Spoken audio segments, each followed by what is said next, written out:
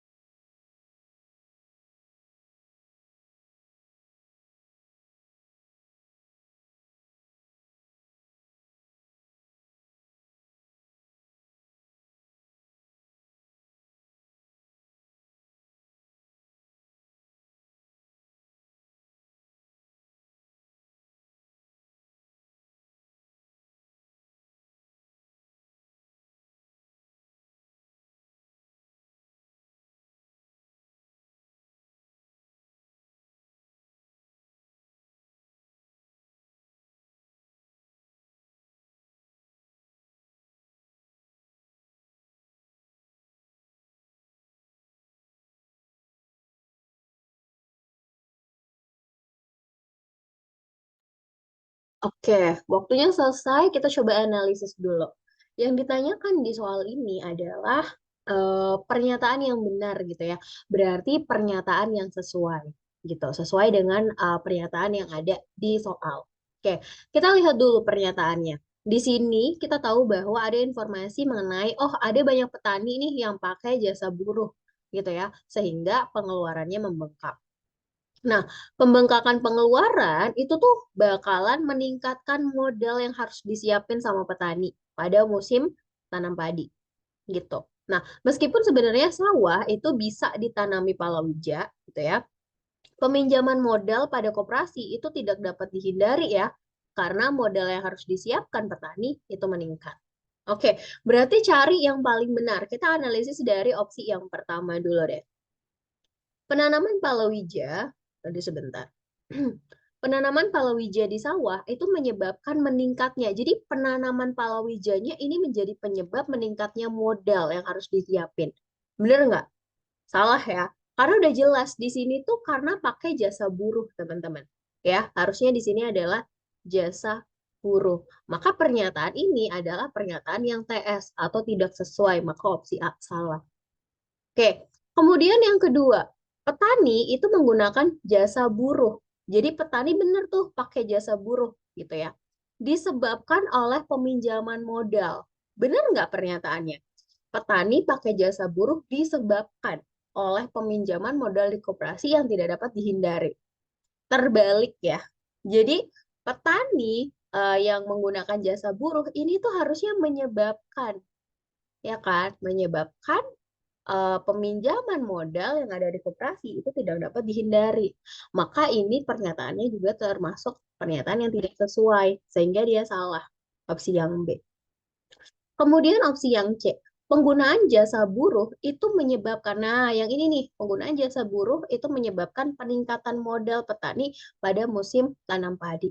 Ada ya di sini ya, jadi kalau misalnya kita pakai jasa buruh di sini, maka ini apa namanya peningkatan modalnya itu makin naik gitu. Maka jawabannya sudah tepat ada di opsi yang C. Kalau yang D salah ya, bisa dilihat dari informasinya. sawah itu dapat sawah ditanamin palawija hanya pada musim tanam padi. Enggak. Jadi sebenarnya ketika musim padi pun sebenarnya bisa ditanamin ya. Di sini nih. Nah, meskipun sawah dapat ditanami palawija, tetap peminjaman modal. Dan ini informasinya nggak sesuai gitu ya. Yang petani menggunakan jasa buruh karena sawah bisa ditanami palawija. Ini juga pernyataannya nggak sesuai dengan gitu. Aman ya, soal satu kita lanjut ke soal yang kedua. Oke, soal yang kedua mencari atau menemukan pernyataan yang pasti benar. Sama, berarti cari informasi yang sesuai. Aku kasih waktu 1 menit, teman-teman boleh sambil berpikir jawaban.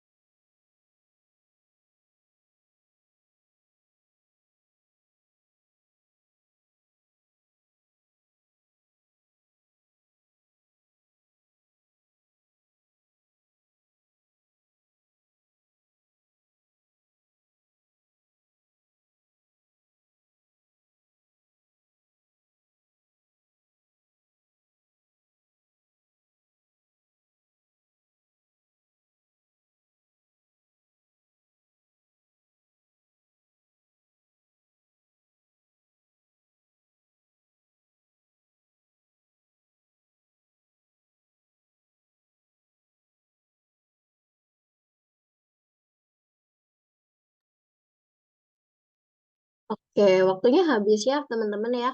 Kita lihat dulu. Yang ditanyakan adalah pernyataan yang pasti benar gitu ya. Berarti pernyataannya itu harus pernyataan yang sesuai. Kita lihat dulu informasi yang ada di pernyataan. Oke, jadi ada kebiasaan ya pakai car seat untuk bayi itu katanya punya beberapa manfaat ya. Karena bayi itu dapat terjaga dari benturan ketika berkendara. Kemudian penggunaan karsit juga itu memberikan kenyamanan. Berarti ada hal positif ya yang manfaatnya. Yang pertama bisa terjaga dari benturan, sama yang kedua itu bisa memberikan kenyamanan bagi bayi. Tapi di sini ada pernyataan lagi nih. Namun demikian, penggunaan karsit pada bayi itu dapat menimbulkan cedera tulang belakang ya, sehingga bisa mengganggu saraf sensorik gitu. Oke, jadi bisa mengganggu saraf sensorik dan juga motorik si bayi. Kita lihat pernyataan yang pertama, teman-teman. Oke, beberapa bayi itu menggunakan karsit. Jadi ini pernyataannya adalah beberapa bayi yang menggunakan karsit itu mengalami permasalahan tumbuh kembang. Menurut teman-teman pernyataannya gimana? Benar ya? Nah, pernyataan opsi A ini tuh pernyataan yang benar, teman-teman.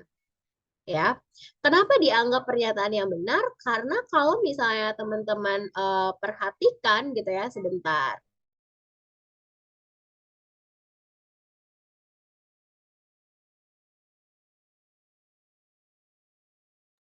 Oke, jadi kalau misalnya teman-teman perhatikan bahwa ya ini ada dampak negatif dari penggunaan karsit gitu ya. Salah satunya bisa menimbulkan cedera tulang belakang dan juga bisa mengganggu fungsi saraf sensorik motorik.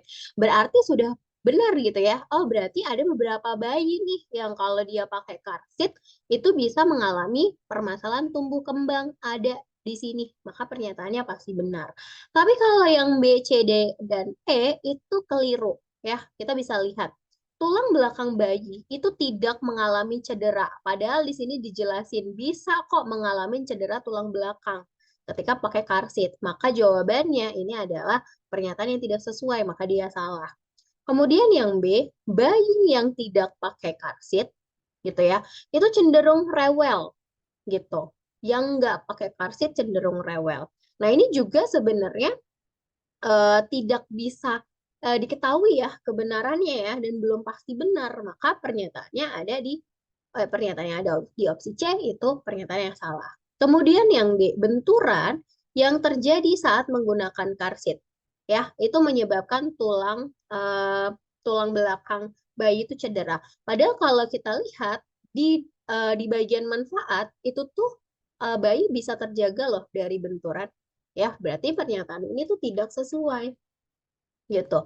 Kemudian yang E, tidak banyak orang tua yang menggunakan car seat untuk bayi yang baru lahir ini juga kita nggak bisa menemukan informasinya ya di dalam pernyataannya. Maka opsi yang E itu belum pasti benar. Gitu. Oke, kalau gitu kita lanjut lagi ke soal yang ketiga ya. Untuk soal yang ketiga, boleh dibaca dulu ya pernyataannya. Sorry, soalnya dulu, kemudian ke opsi, baru ke pernyataannya. 1 menit lagi dimulai dari sekarang.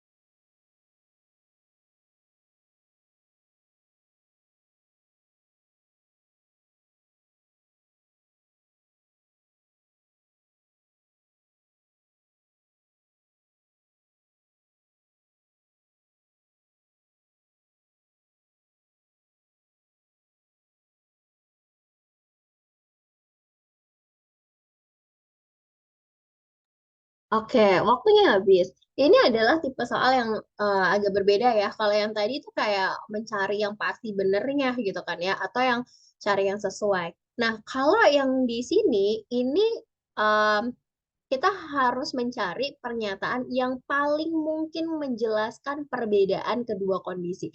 Jadi ada dua kondisi, mana sih yang paling mungkin bisa ngejelasin kondisi tersebut, gitu ya. Ini ada dua band. Yang pertama adalah band X. Jadi kalau ada band X lagi ngadain konser, ya, si penonton yang hadir itu tuh cukup banyak, ya. Sedangkan kalau band Y yang ngadain konser tunggal, jumlah penonton yang hadir itu lebih banyak daripada band X. Jadi kalau dibandingin, Y itu lebih banyak jumlah penontonnya daripada band band X gitu ya. Nah, berarti kita bisa garis bawahi ya, teman-teman ya, yang bisa jadikan kata kunci, yaitu penonton. Oke, berarti kita punya kata kunci penonton. Gitu ya, mana ya yang bisa ngejelasin perbedaan jumlah penontonnya? Oke, kita lihat dari yang opsi yang pertama dulu. Ini udah ngomongin harga tiket. Ya, ini ngomongin tiket konser yang dijual. Kalau kita lihat, apakah itu bisa menjelaskan? Padahal di situ nggak ada hint-nya. Ya, di situ kata kuncinya adalah penonton. Kalau kita kaitkan dengan harga tiket dan tiket yang sudah dijual sebelum, maksudnya dijual jauh sebelum hari H, apakah itu bisa menjelaskan? Tentu tidak. Ya, opsi A, B silakan dicoret. Gitu. Kemudian lihat lagi opsi yang D. Band X itu lebih populer. Kalau misalnya band X lebih populer, kenapa pernyataannya itu mengatakan bahwa Y itu jauh lebih banyak yang nonton? Ya, makanya ini nggak bisa ngejelasin juga nih opsi yang D gitu. Kemudian opsi yang E, konser band Y itu diadakan pada hari libur nasional. Ini juga kita nggak bisa asal ngambil kesimpulan, oh ini dilakukan di hari libur nasional nih, maka penontonnya banyak gitu ya. Itu kurang cukup bisa menjelaskan pernyataan yang ada. Maka opsi E itu juga salah. Yang benar adalah opsi yang C. Dari kata penonton. Berarti kita bisa jadikan kata kunci ya di sini. Nah, penggemar band Y itu lebih banyak daripada penggemar band X. Nah, dilihat dari kata kuncinya yaitu penggemar. Maka ini paling mungkin gitu ya bisa menjelaskan pernyataan yang ada di soal. Kayak gitu. Nah, kayak gitu cara menentukan atau menemukan jawaban. Aman ya soal nomor 3. Lanjut ke soal nomor 4. Boleh perhatikan lagi baik-baik soalnya. Ini sama, paling mungkin benar. Seperti itu. 1 menit.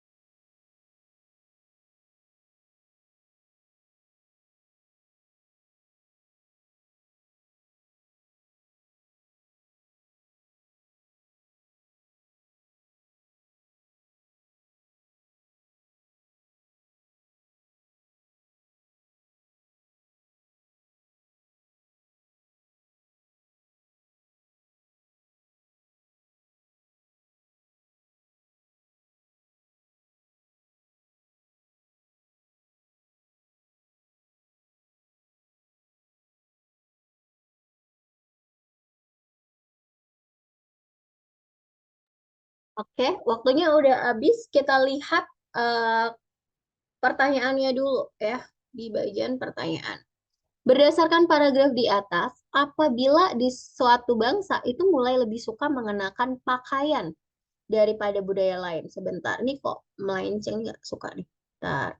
Apabila di suatu bangsa mulai lebih suka mengenakan pakaian dari budaya lain, ya, terus nggak mengenal pakaian khas bangsanya, ini kenapa deh si Pentep? Bentar. Nah, dan tidak memahami makna dari pakaian tersebut. Manakah pernyataan yang paling, manakah di bawah ini simpulan yang paling mungkin benar? Oke, berarti kita nemuin ya kata kunci ya. Kalau misalnya bangsanya itu mulai suka mengenakan pakaian dari budaya lain, nggak mengenal pakaian khas bangsanya gitu ya, maka apa yang akan terjadi? Simpulan yang paling mungkin benar. Oke, di sini ada pernyataan ya. Pakaian tradisional adalah warisan budaya bangsa yang menunjukkan identitas dan juga jati diri masyarakat. Ya, ketika pakaian tradisionalnya mulai punah, oke, berarti kita fokus di sini ya. Ketika pakaian tradisionalnya mulai punah, warga itu lebih suka mengenakan pakaian dari budaya lain, kemudian tidak mengenali pakaian khasnya dan tidak memahami warisan budaya gitu ya, dan juga makna terkait si pakaiannya kayak gitu. Berarti kita tahu, oh ini bisa terjadi ketika ketika pakaian tradisionalnya itu mulai punah. Mulai punah itu berarti apakah mulai punah itu adalah telah punah? Mulai punah itu sama nggak dengan telah punah? Salah ya, beda ya. Kalau mulai punah itu baru akan mengalami kepunahan. Gitu kan, bisa jadi eh, namanya mulai itu berarti awal mulanya. Apakah itu pakaian tradisionalnya akan punah atau tidak. Jadi itu awal mulanya. Itu bisa menuju ke punah gitu ya. Kemudian kalau yang B pernah punah, jelas dia salah. Baru saja punah juga salah. Ya, sudah pasti punah juga salah karena ini juga belum pasti punah gitu ya. Maka jawabannya yang paling tepat adalah di opsi yang terakhir atau di opsi yang E ya. Jadi paling mungkin punah. Dia kan mulai punah, mulai mengalami kepunahan, tapi kita juga belum bisa memastikan apakah pasti akan punah. Seperti itu ya, karena itu baru awal mulanya aja gitu. Oke, berarti soal 4 aman, kita lanjut ke soal nomor 5 ya. Silakan waktunya 1 menit lagi.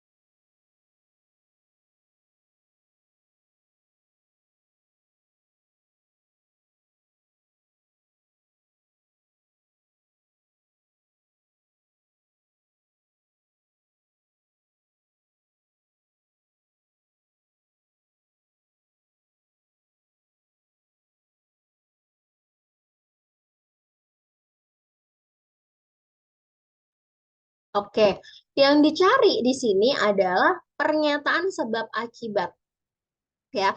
Kira-kira mana sih pernyataan sebab akibat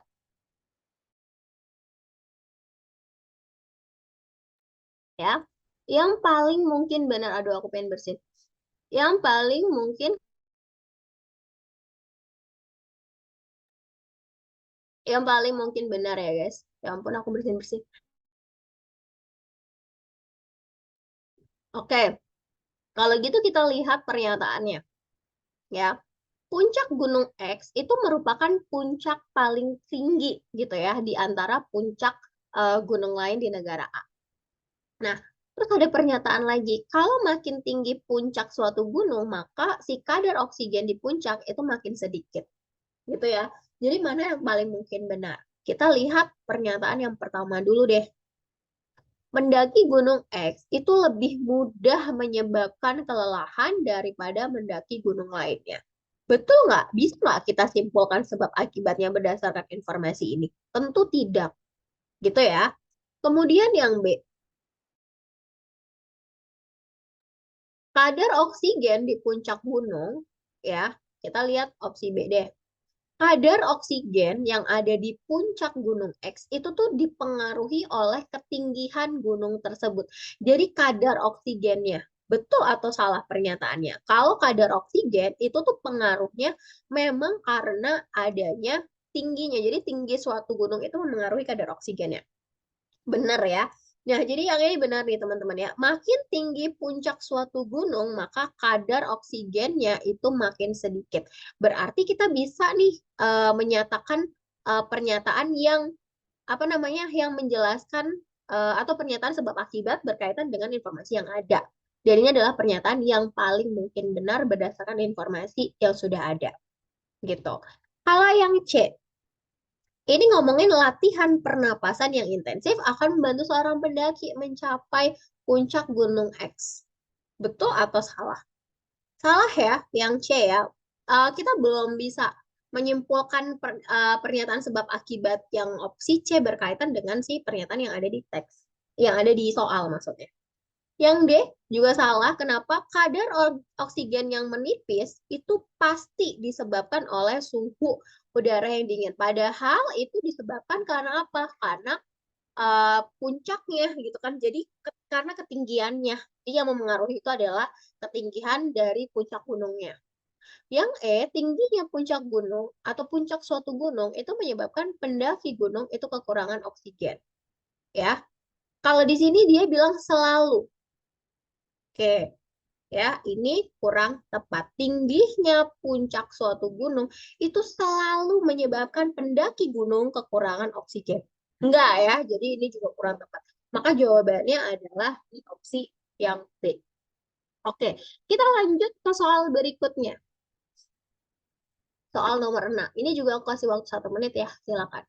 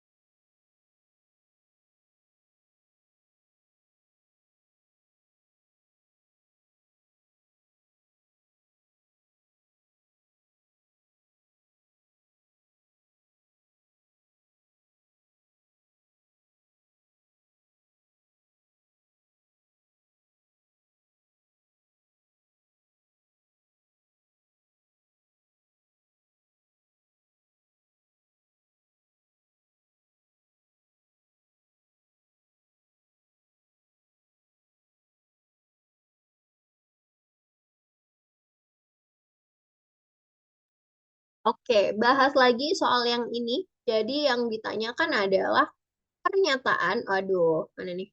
Oh ini. Berdasarkan paragraf di atas, manakah yang paling mungkin benar mengenai daerah X? Ya, kita lihat dulu. Daerah X itu memiliki permasalahan kesehatan yang serius, yaitu adanya peningkatan angka obesitas. Ya kan? Data ini menunjukkan bahwa angka obesitas itu tuh lebih tinggi dibandingkan dari angka gizi buruk gitu. Dan angka tersebut itu masih terus meningkat ya selama 4 tahun terakhir. Ternyata kasus tersebut itu terjadinya pada masyarakat di usia produktif, ya, yaitu yang memiliki kebiasaan bekerja di depan laptop dalam waktu lama dan tidak melakukan aktivitas. Oke, berarti kita ketemu ya penyebabnya. Kita analisis dulu opsi yang A. Oke, lebih dari 4 tahun, sorry, Oke, lebih dari 4 tahun yang lalu, angka gizi buruk ya itu lebih tinggi daripada angka obesitas. Ini salah, ya. Oke, kalau kalau dilihat data selama 4 tahun terakhir itu yang tinggi obesitasnya, bukan gizi buruknya. Makanya ini pernyataannya TS.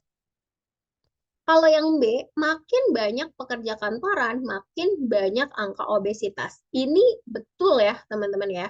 Jadi jawaban opsi yang B itu tepat. Oke, mungkin teman-teman berpikir ini tepatnya gimana? Kalau kita lihat, oh makin banyak pekerja kantoran, ya makin tinggi angka obesitas. Kita lihat dari pernyataan pekerja kantoran. Berarti kalau dilihat dari pekerja kantoran, ini kita lihat dari hal yang membuat peningkatan angka obesitasnya.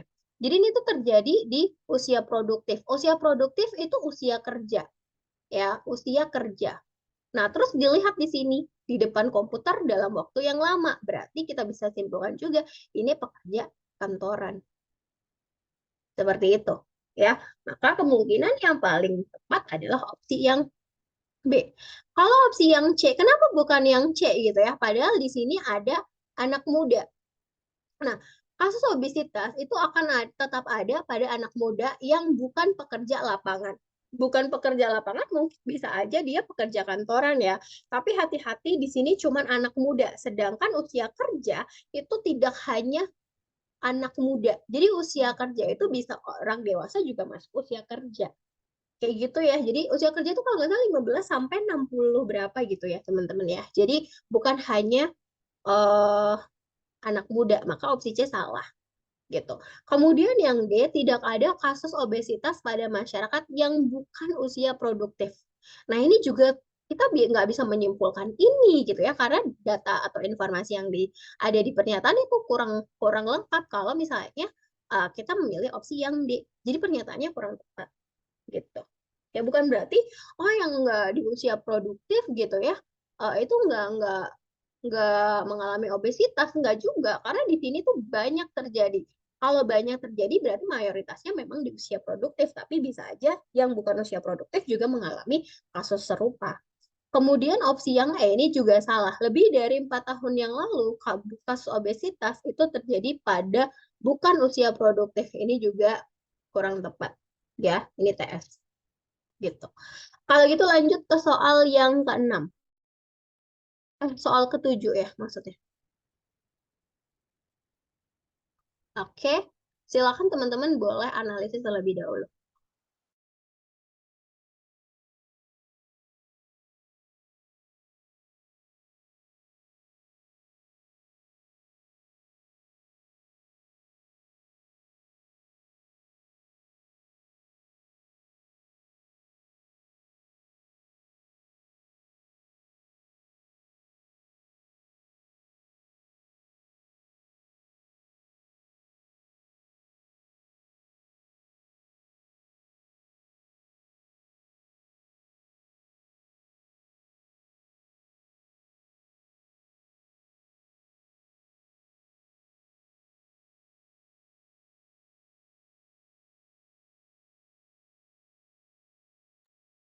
Oke, kita bahas.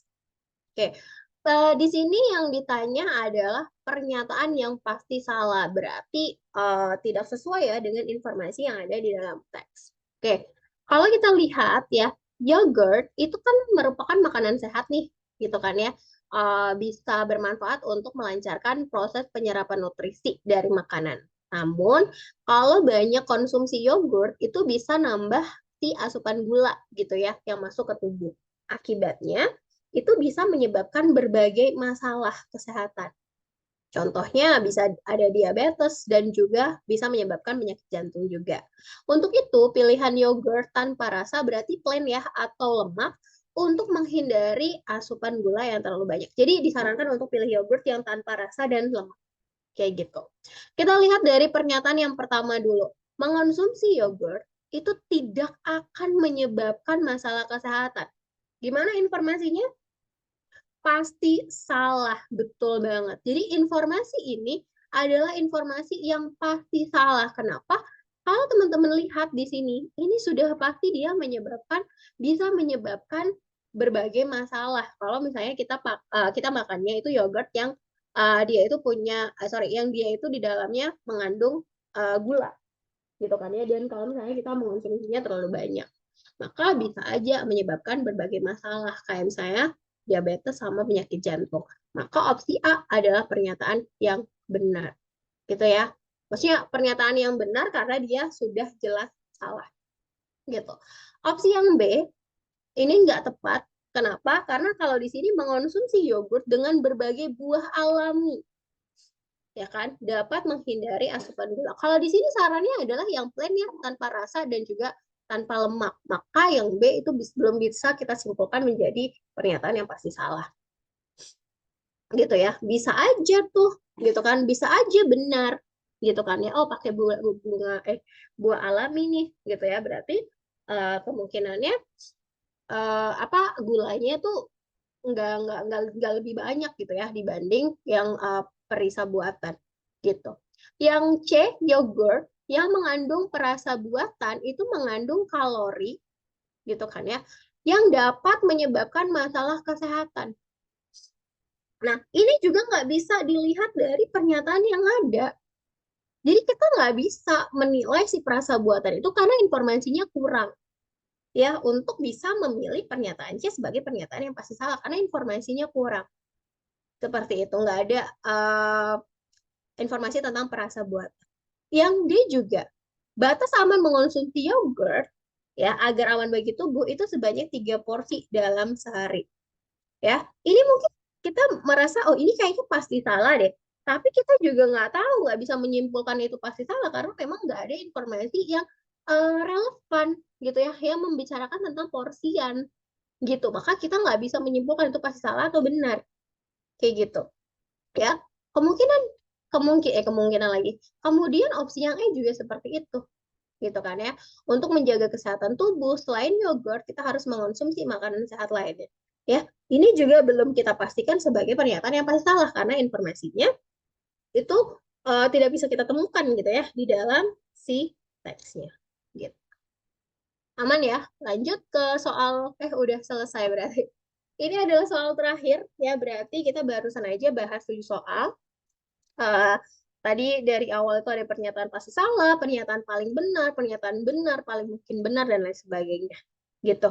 Jadi kalau tipe-tipe soal kayak gini, ya memang teman-teman harus teliti gitu ya, melihat pernyataan-pernyataan yang ada dalam teks gitu.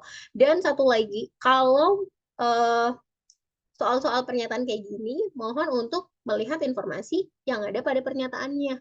Gitu ya, jangan bawa informasi dari luar. Kayak gitu. Aman ya teman-teman ya. Semoga nanti kalau misalnya teman-teman lagi mau UTBK yang gelombang 2 semoga diperlancar.